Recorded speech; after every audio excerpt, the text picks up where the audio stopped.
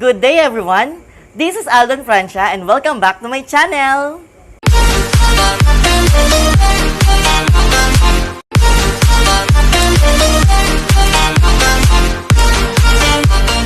So for this video, gagawa naman tayo ng financial statements, namely the income statement, the statement of changes in owner's equity, and the statement of financial position. Okay? So kung titingnan natin, makukuha natin itong tatlong ito through our worksheet preparation. So last video, nagawa tayo, tinuro ko sa inyo yung process kung paano gagawa ng isang worksheet. No, kung hindi nyo na panood yung video na yon, I will link it down below. No? But for now, so since nandito sa preparation, nakuha natin yung income statement account, saka yung balance sheet accounts, so ita-transfer lang natin siya. No? So we have here the Plumbing Services Incorporated income statement for the year ended or for the month ended, kung ano man yung reporting period niya. Tandaan, mahalaga yung for the year ended or for the month ended. It indicates na para lang doon sa buwan na yon yung inyong income statement. No, yung mga amounts na yon. So we have here, paano ba gumawa ng isang income statement? Pag-umpisa ka, of course, sa yung income. What happened? Ayun. Bilhin ko naman to. Ayan. Okay, so ito siya. Yung revenue mo, ilalas mo lang yung mga expenses mo para makuha mo yung net income or kaya net loss. Kapag sinabing net income, mas mataas yung iyong revenue, yung income account, kaysa dun sa pinagsama-samang expenses.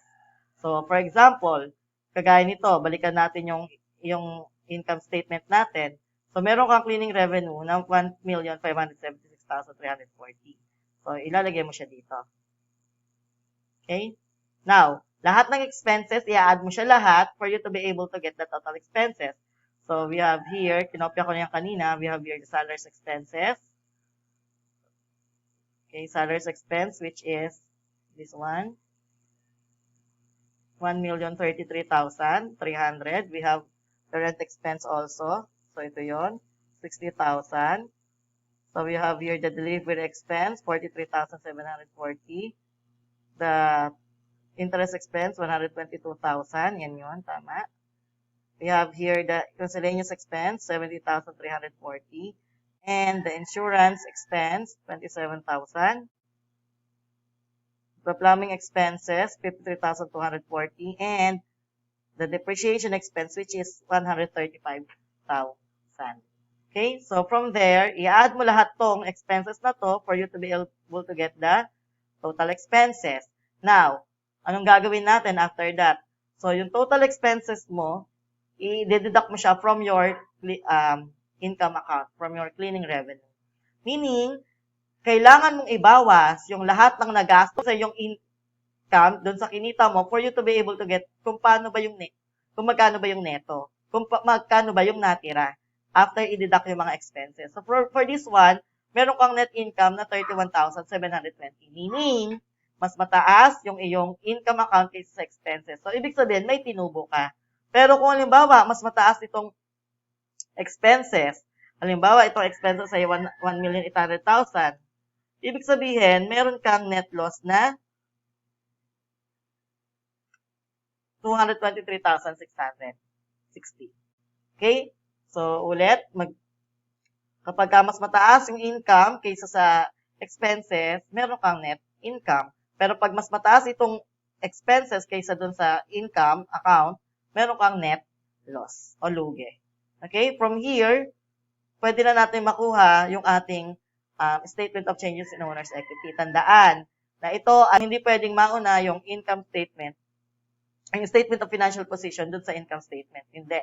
Kasi dapat kunin muna natin yung income statement para makuha natin yung ating statement of changes in owner's equity sa equity account. So from here, we can see this information. No, from here, Francia capital beginning, ibig sabihin magkano ba yung capital nung nagsimula.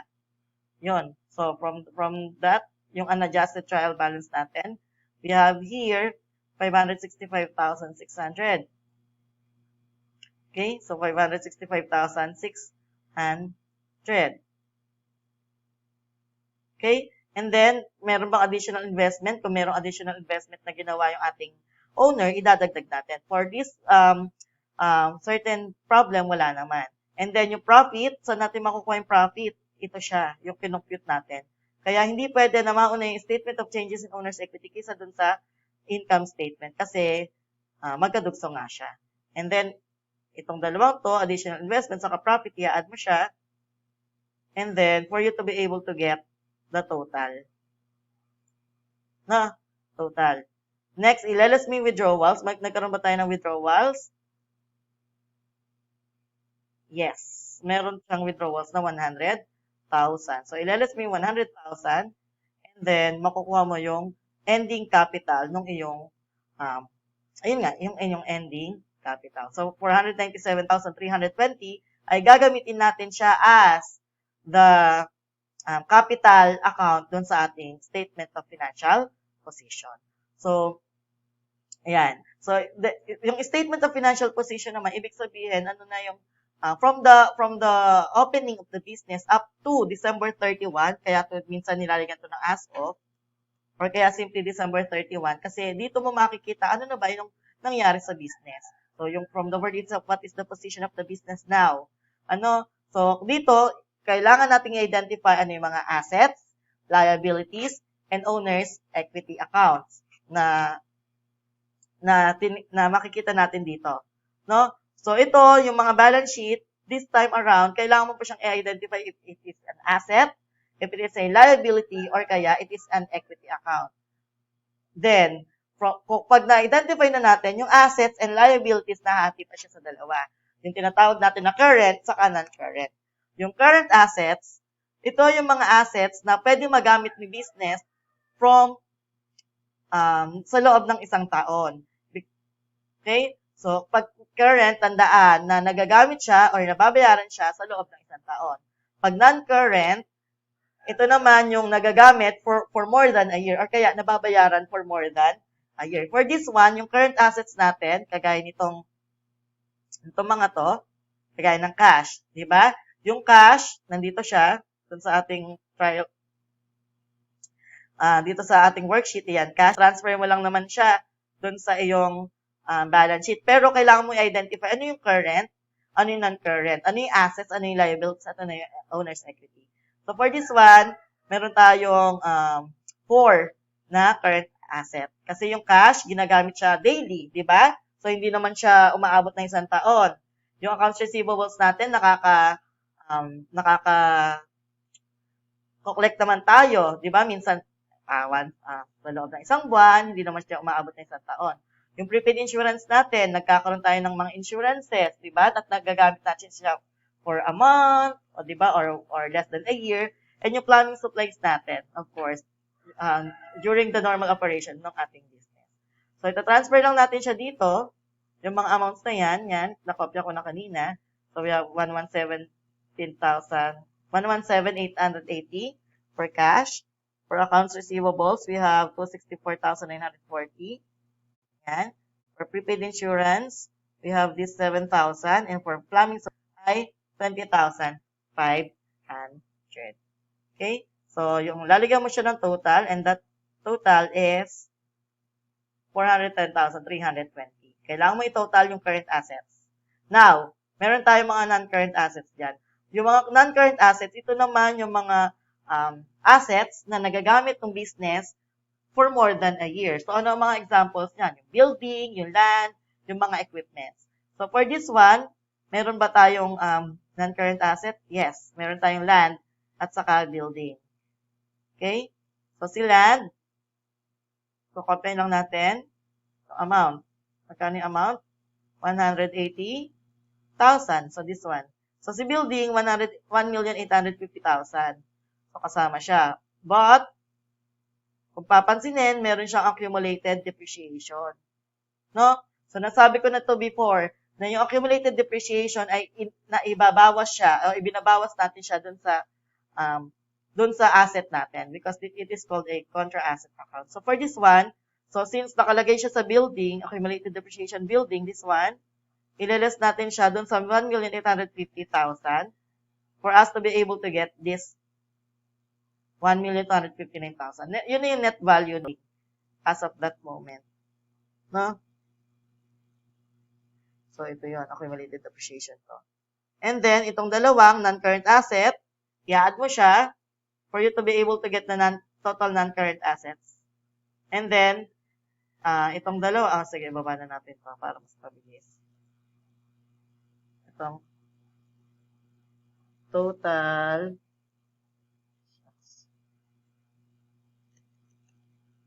non-current assets. And then, from here, yung total non-current assets, saka yung total current assets, i-add mo siya for you to be able to get your total assets.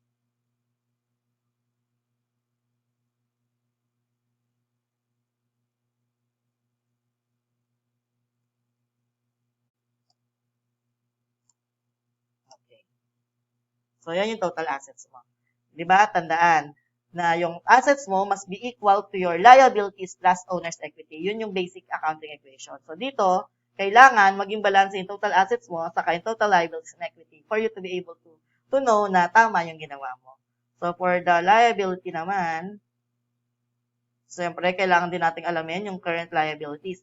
Pag current liabilities naman, ito yung mga nababayaran, mga utang, mga obligasyon na nababayaran natin sa loob ng isang taon. So, ano yung mga examples niyan?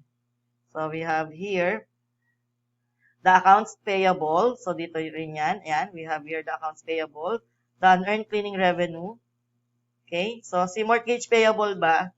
Siya ay isang non-current liability kasi siya ay pangmatagalan. So, and we have here the interest payable sa salaries payable. So, ito yan. Itong apat lang ang kasama. No? Okay, so kinopya ko na lang din yung amounts na yan. So, let's double check na rin para maganda. So, accounts payable, 204,000. Next, unearned cleaning revenue, we have 16,000. And then, we have interest payable of 12,000. And lastly, we have salaries payable of 20,000. So, for us to be able to get the total current liability. Next. So, we have here the non-current liability. Katulad ng sabi ko kanina, yung mortgage payable is a non-current liability. So, i-add lang natin yung dalawa for us to be able to get the total liabilities, which is 1,352,000. So, itong dalawa yung pinag-add. And then, we have now the liabilities. So, ano na lang kulang? Yung owner's equity.